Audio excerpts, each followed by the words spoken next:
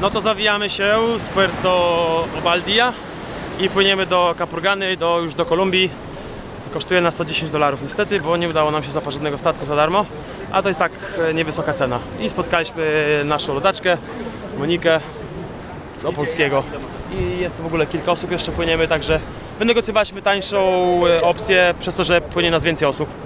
Bo normalnie musielibyśmy chyba z 15 zapłacić, więc będzie dobrze. Zobaczcie, jak wygląda to z wody.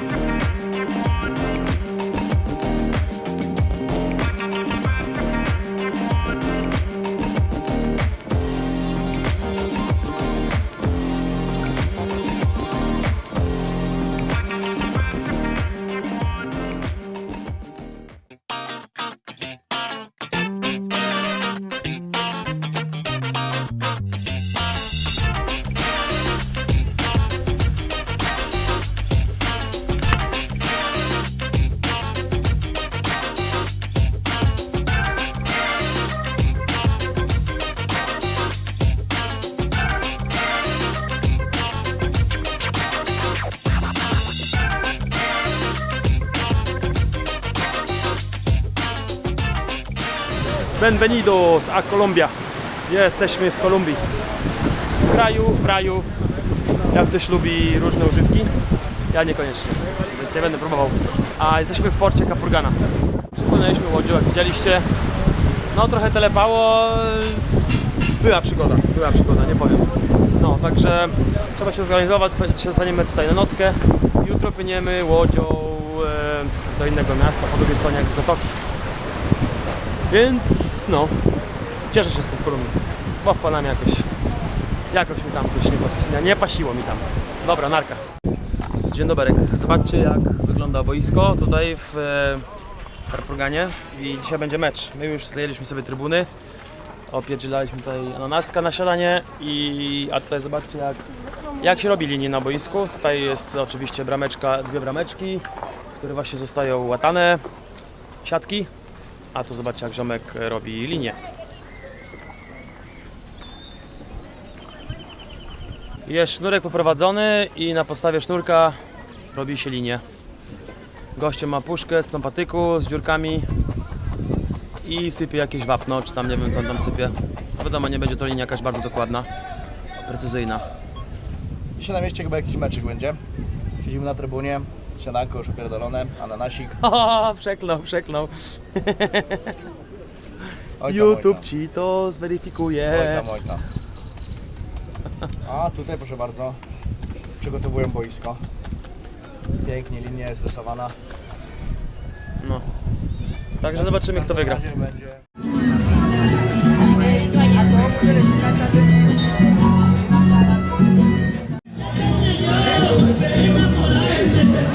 I jest gol! Bayern Monachium wygrywa z Theo Pies.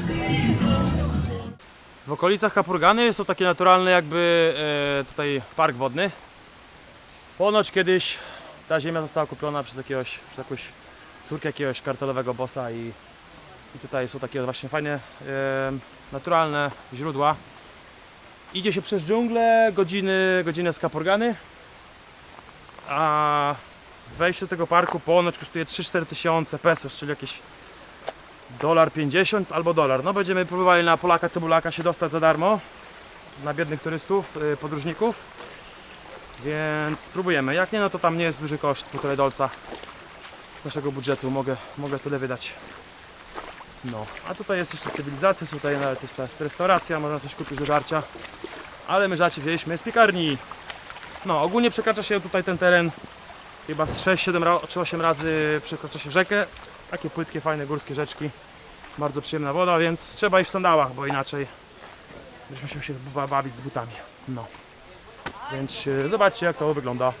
Narka.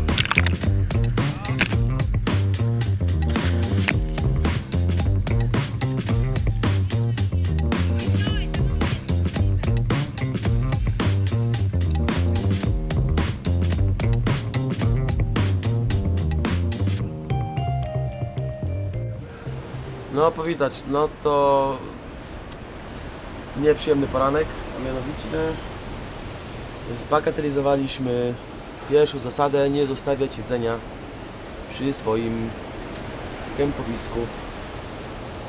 No i nauczka jest sroga. W namiocie mianowicie jakiś szczur wygryzł 2 dziury. I co zobaczył? Bo miałem tutaj siatkę z jedzeniem.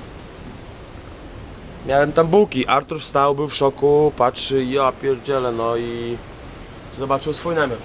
On miał w plecaku jedzenie i skuźwy syn, szczurzysko, przedarło się przez namiot i przegryzło mu nawet plecak. Zobaczcie jego dziurę. Kurwa mać. Patrz. To jest dziura Artura. 2.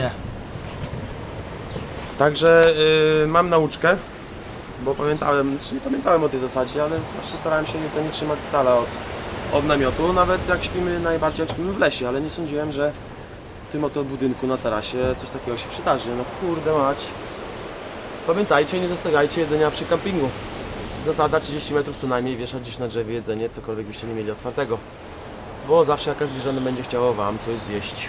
A jak będziecie mieli w namiocie czy w plecaku, a plecak na zewnątrz, to wam opierdzieli namiot. Na razie. Powitać, dopłynęliśmy do Nakokli. Jesteśmy już na lądzie. Idziemy, jakoś znajdziemy główną drogę i stopujemy do Cartageny. Tam mamy hosta od jutra na couchsurfingu. Także elegancko. Na 2 dni albo 3. Do zobaczenia. No i tak se siedzimy. Zagralibyśmy w karty, ale nie ma kart. Ale dobrze się siedzi, bo przynajmniej w cieniu. W cieniu siedzimy, dopiero co wyskoczyliśmy z łódki. No, a 15 minut temu przyszliśmy. Próbujemy złapać pierwszego stopa w Kolumbii, pierwszego w Ameryce Południowej. Przyjechały Póki 3 co samochody. przyjechało 5 samochodów w ciągu 20 minut. Artur, łap tego co jedzie. Łapie. Łap go! Bierz go chłopie, bierz! O, 2 osobówki jadą, to już sukces, bo... Pick-upy. I pick-upy. I tu można pojeździć na pick-upach. Tylko tutaj. Tylko tutaj. Tylko tutaj. To jest najbardziej frustrująca informacja od kierowcy. Tylko tutaj.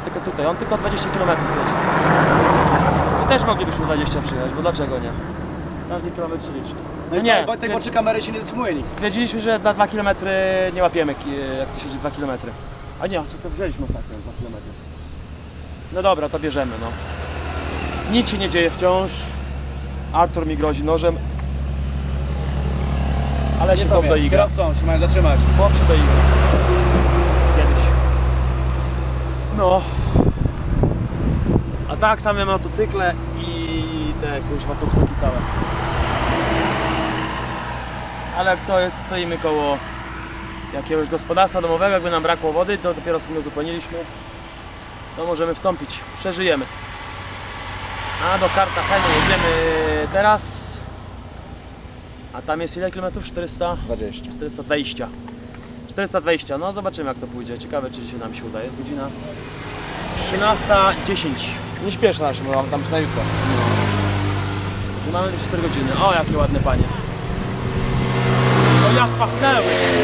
Jak pachniały ładnie. Nie uwierzylibyście, z motoru było czuć. Haha. Dobra, bo już głupoty gada, nara. Łap go! Łapie. Ty, gość miał folię stary na tym. Na czym? Przez całe okno miał folię aluminiową jakąś taką. Nie wiem jaką w ogóle widział przez to. Jacie. No i jest, pierwszy stopik zajęło nam do 2 godziny. Z czego przeszliśmy 2 km prawie. I to był znowu reguła ostatniego auta. Mówiłem, dobra, jak nie ostatni to zmieniamy miejscówkę, idziemy gdzie indziej. A sobie się mieliśmy gdzieś tam, gdzie łapaliśmy wcześniej. Bo tutaj to naprawdę, gdzie staliśmy, to nie dało się złapać, bo zapierdzielali strasznie. No i zatrzymała się taksówka, młody chłopaczek w imieniu Luis się zatrzymał. Od razu trzeba się dogadywać w Kolumbii, że nie ma pieniędzy, więc nas wziął, powiedział, że spoko, możemy jechać. Także chyba 20 km tylko, ale przynajmniej się wydostaniemy z tamtego rejonu. Byle do przodu, Paweł. Dokładnie.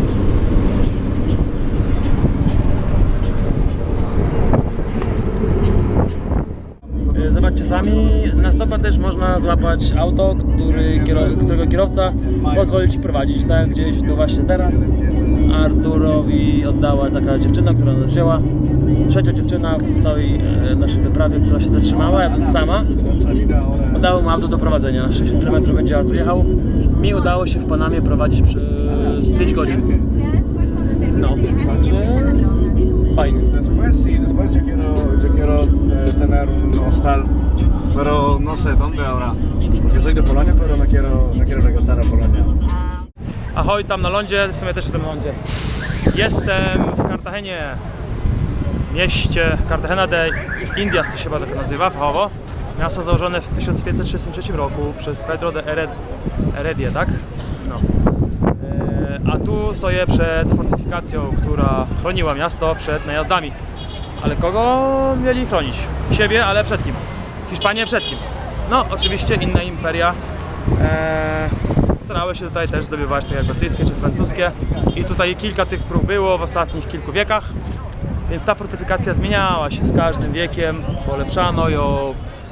No i tutaj ściągano różnych francuskich, chyba nawet i włoskich architektów, żeby coś z tym zrobić, skoro nie spełniało takiej funkcji jak trzeba obronnej. W 1600 którym, Artur? 47 zaczęto budowę tego. Jak mówię, do tamtej pory była pokiereszowana wiele razy ze względu na ataki różnych najeźdźców. No, a sami Hiszpanie tutaj przybyli w XV wieku i co? I zrobili tutaj rozpier tego, jak to w całej Ameryce Centralnej i Południowej. Tereny te zostały zamieszkiwane przez Indian, a tutaj północna część karaibska Kolumbii zamieszkuje bardzo dużo Murzynów. No wiadomo dlaczego, bo to są to potomkowie niewolników afrykańskich, których tutaj zwożono. Wbrew pozorom więcej ich było tutaj niż w całych Stanach Zjednoczonych, tutaj na Karaibach. Więc jeżeli ktoś mówi, że w Stanach niewolnictwo takie było na taką skalę, to bzdura. No więc nie wiem co jeszcze więcej powiedzieć. Miasto około 1 miliona mieszkańców ma. Jest duże, to jest teraz w starej części. Nowa część, no to jest luksus taki, że dawno takiego nie widziałem. Łodzie po kilkanaście milionów dolców stoją u brzegów. Wielkie hotele, mega ekskluzywne, bardzo drogie. No i co? Drogo tutaj jest, zajebiście drogo. A nasz budżet, no to musimy gotować makaron z cebulą i z keczupem. Tak się żywię tutaj. Na szczęście mamy gdzie sobie ugotować. No, także zobaczcie jak wygląda Kartagena. Na razie. Have you ever felt?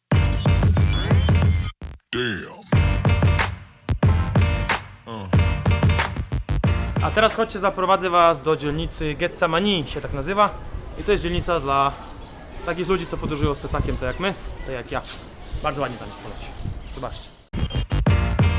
Yeah. Yeah. Yeah.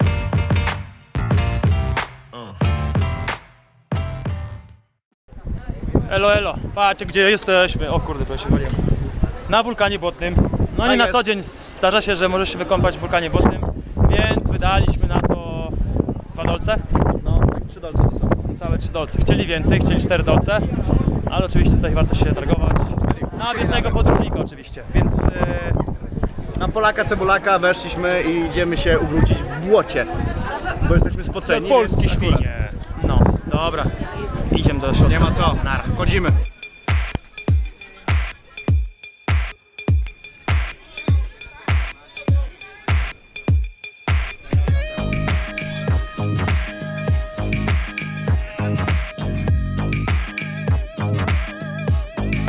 Zajebiście!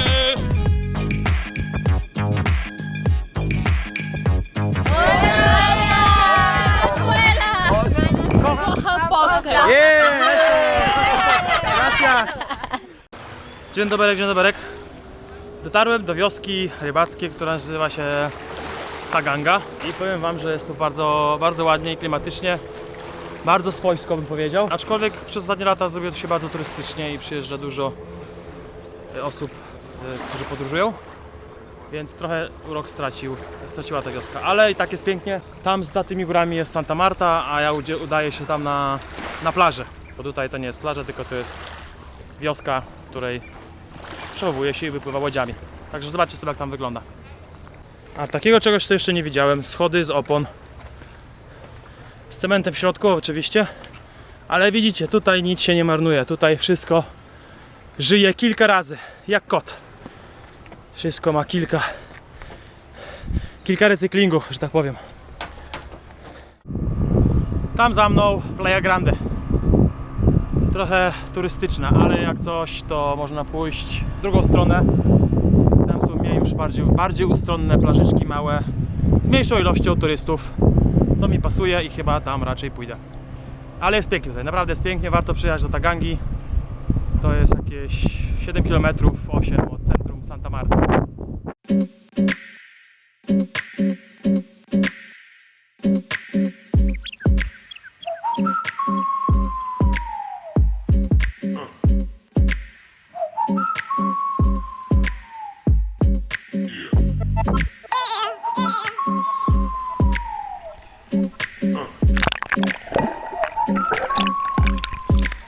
Ala orden! Artur się śmieje, nie wiem dlaczego. Taka normalne słowo ala orden.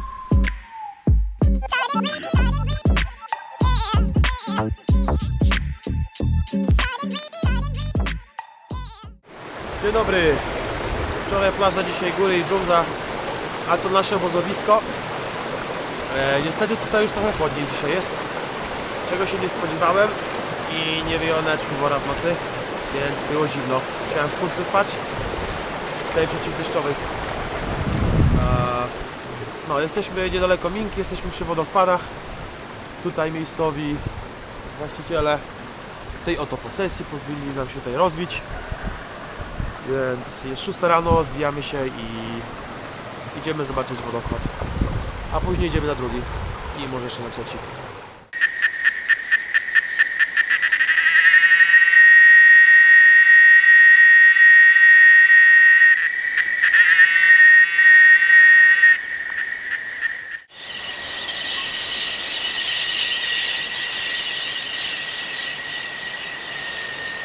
To stada papug. No będzie nie widać za bardzo, bo daleko są. Ale latają tutaj wielkimi stadami, a my jesteśmy nad wodospadem Marinka. Zobaczcie, jak to wygląda od dołu. Piękna dżungla, piękne wzgórza. Podoba mi się, no. No i dupa. Nie weźcie się. A dlaczego? A dlatego, że chcieli kasę. 4000 pesos to jest jakieś $1,60. Ja nie zamierzam już płacić, bo ostatnio za dużo wydaliśmy i tak. Niestety taka nam się przytrafiła sytuacja, że trzeba było dużo pieniędzy wydać. No i co? Nie zapłacę 4000. Nie wiem, czy to jest w ogóle oficjalna cena, czy tylko dla nas, czy w ogóle jest jakaś cena. To tak jest, no tutaj nie ma żadnych plakietek, nic, żeby zobaczyć, czy to jest faktycznie jakieś oficjalne pobieranie opłaty, więc niech się gość pier tego, nie? A to jest tutaj ten wodospadzik.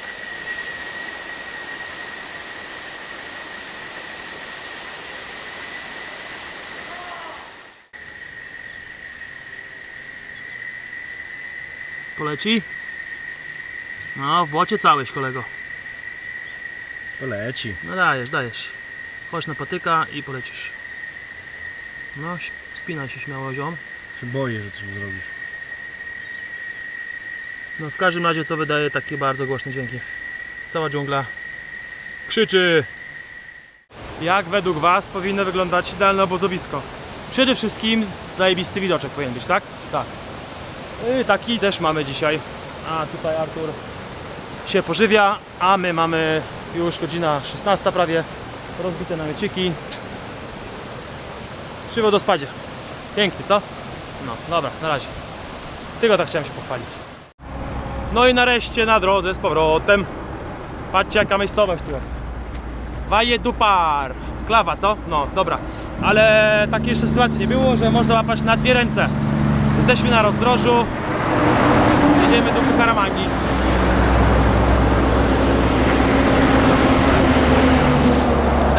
Na dwie ręce. No, 490 km. A później może Wenezuela stamtąd. Także zobaczymy, czy nam się uda. ale tam już bez sprzętu, bez niczego. Narka. Siemanko, udało nam się złapać stopa bezpośrednio z Bukaramangi do Bogoty z dwoma kolarzami górskimi. I sytuacja jest taka, na tyle zajebista, że jedziemy przez drugi co do wielkości największy kanion na świecie. Dzika Mocza się nazywa. I no powiem wam, kiedyś przejeżdżałem przez kanion wielki w Stanach Zjednoczonych, ale nie pamiętam, bo to było prawie 20 lat temu, więc fajnie jest być ponownie w tak cudownym, pięknym miejscu. Zresztą zobaczcie sobie, jak to wygląda. Dzięki.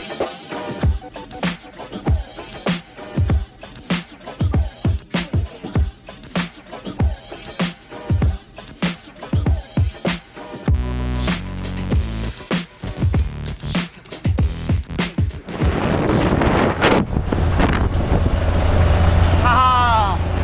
Sytuacja jest niebywała, bo to nasz pierwszy tir pierwsza ciężarówka w Kolumbii. A na dodatek sprawa jest tego typu, że tą ciężarówką na stówę podróżowali kiedyś albo niedawno uchodźcy z Ameryki Południowej albo z Wenezueli, którzy się chcą przedostać do USA. No zobaczcie, ile tu jest kocy i w ogóle to piętro jest schowane. Także mamy podróż na mega wygodzie. Na mega wygodzie, mamy kocyki. Wszystko jest, żarcia nie mamy niestety, ale woda jest, to najważniejsze, więc widzimy się w Medellin. Nara.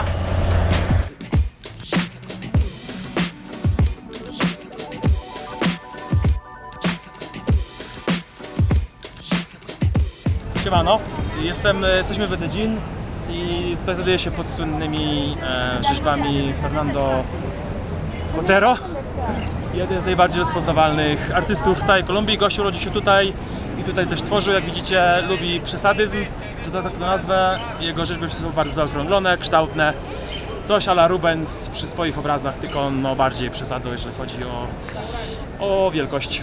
No, także zobaczcie, jak to wygląda. Mały siurdak, haha. I znowu siurdak, a to nie jest koń, bo to jest kuń. Soczysta pani. Dobre, dobre. Gołąb jako głowa. Znowu siurdak.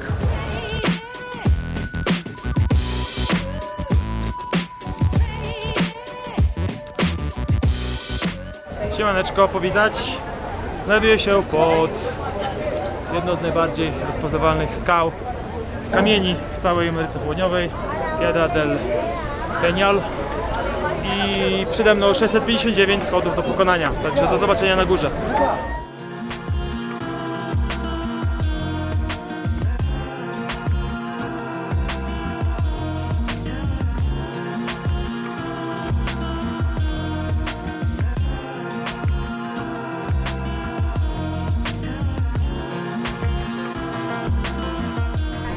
No kurwa, jaki tłok.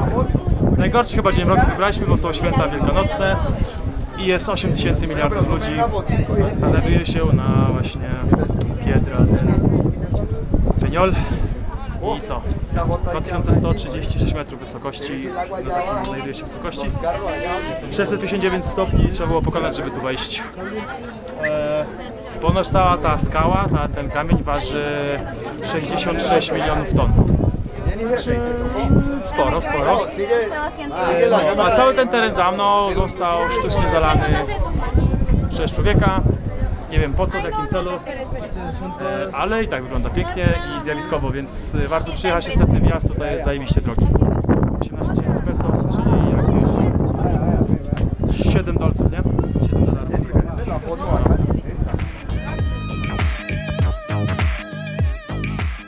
Bardzo ładne buty, co powiecie? Znaczy but jeden. No, podoba mi się ten but. Fajny but.